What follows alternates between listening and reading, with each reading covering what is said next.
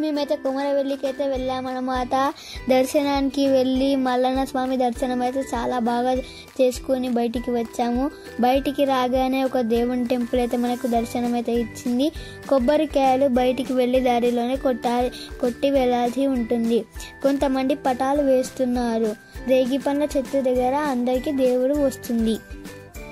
కొండపైన అమ్మవారు ఎల్లమ్మ తల్లి ఉంటుంది.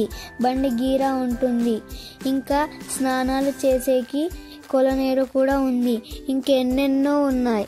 That's it for today. మళ్ళీ కొత్త వీడియోతో కలుస్తాను. Please like, share and subscribe my channel. Bye guys. Bye bye.